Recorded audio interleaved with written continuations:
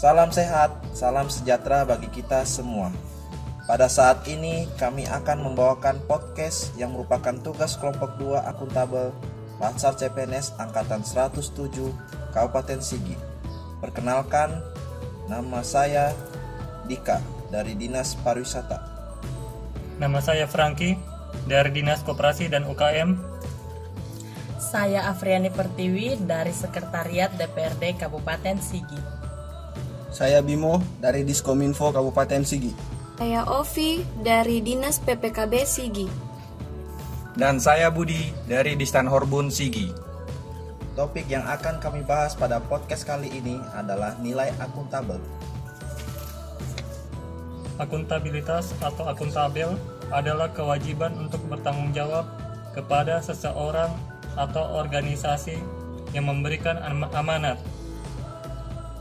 Akuntabel atau akuntabilitas merujuk pada kewajiban setiap individu, kelompok, atau institusi untuk memenuhi tanggung jawab dari amanah yang dipercayakan kepadanya. Apa sajakah aspek-aspek akuntabilitas? Aspek akuntabilitas yang pertama, akuntabilitas adalah sebuah hubungan. Maksudnya, hubungan dua pihak antara individu atau kelompok atau institusi dengan negara dan masyarakat. Nilai yang kedua, akuntabilitas berorientasi pada hasil. Maksudnya, hasil yang diharapkan dari akuntabilitas adalah perilaku aparat pemerintah yang bertanggung jawab, adil, dan inovatif. Aspek ketiga, akuntabilitas membutuhkan adanya laporan. Dalam hal ini, laporan kinerja adalah perwujudan dari akuntabilitas. Aspek yang keempat, akuntabilitas memerlukan konsekuensi. Akuntabilitas adalah kewajiban. Kewajiban menunjukkan tanggung jawab dan tanggung jawab menghasilkan konsekuensi.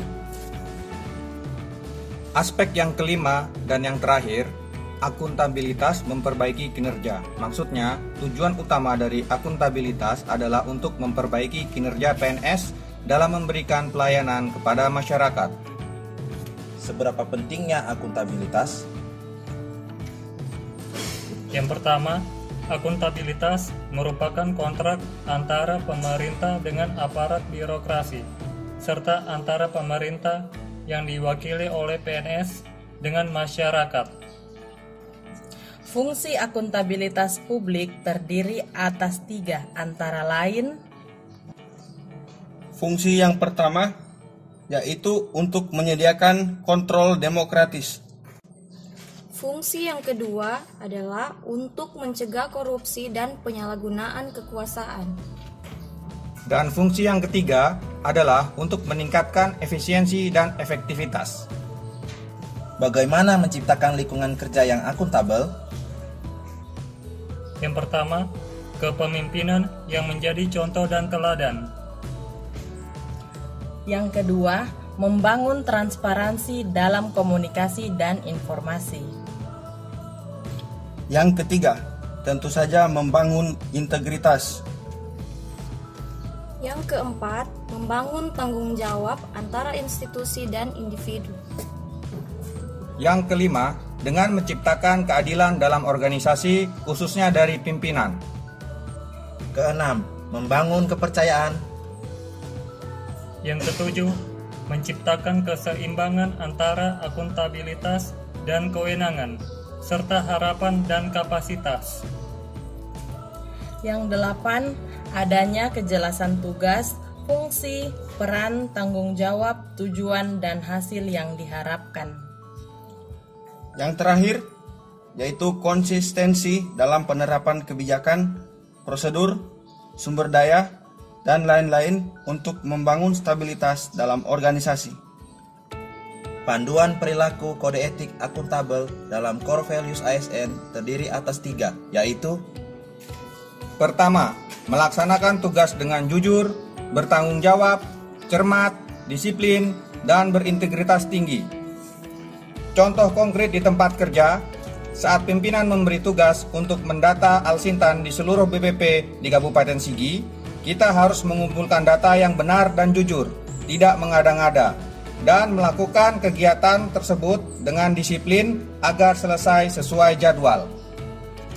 Adapun contoh lainnya yaitu seorang penyusun dan pengolah data kependudukan dan keluarga berencana dalam mengolah dan menginput data kependudukan dan keluarga berencana ke dalam aplikasi pendataan keluarga dilakukan secara benar, teliti, dan tepat waktu, serta data yang diinput sesuai dengan kondisi yang diperoleh di lapangan.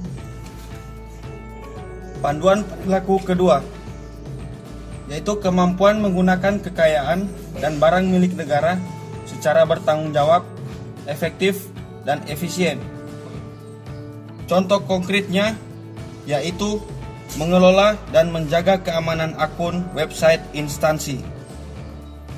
Contoh konkret yang kedua, penggunaan kendaraan dinas yang hanya boleh digunakan pada kegiatan kantor dan tidak boleh digunakan untuk kepentingan pribadi.